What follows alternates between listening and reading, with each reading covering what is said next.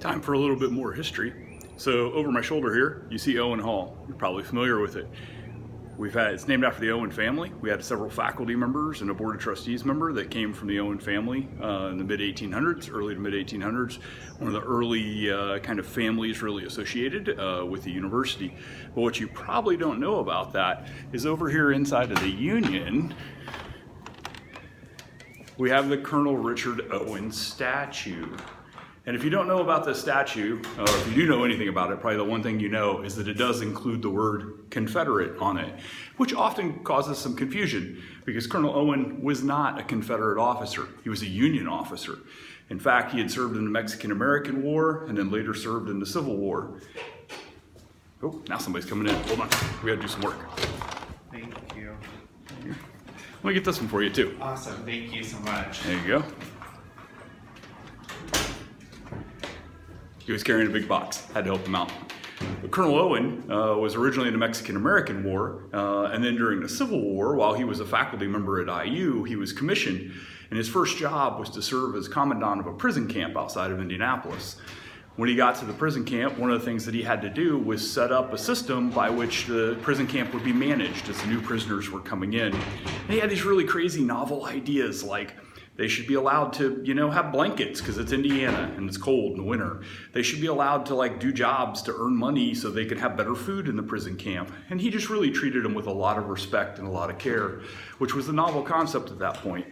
Civil War times, the prison camps were often very notorious for the way that they treated their prisoners.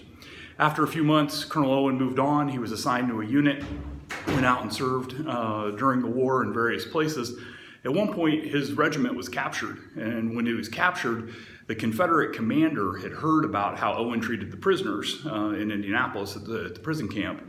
And so he allowed Colonel Owen to keep his own personal firearms, and then he turned his entire unit free and set them loose, what they called paroled back in those days.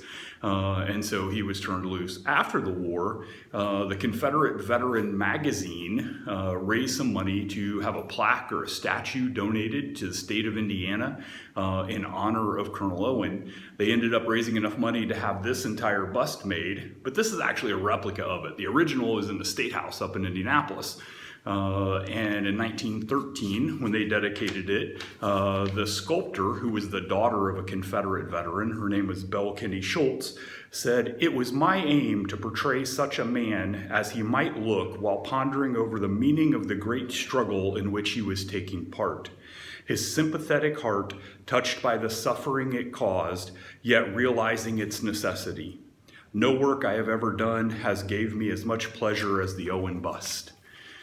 1933, the state decided they were going to give out 2 copies of the Owen bust. They made one for IU, which is this one that you see here, and they made one for Purdue. Why'd they make one for Purdue? Well, as it turns out, Colonel Richard Owen was also the first president of Purdue University.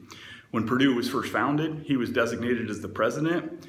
But by the time they actually started offering classes 2 years later, he said, "No, I'd rather stay at IU." And he resigned from his position and they found a new president. So he never actually went to West Lafayette, never actually taught on the Purdue campus, but he was president of the university.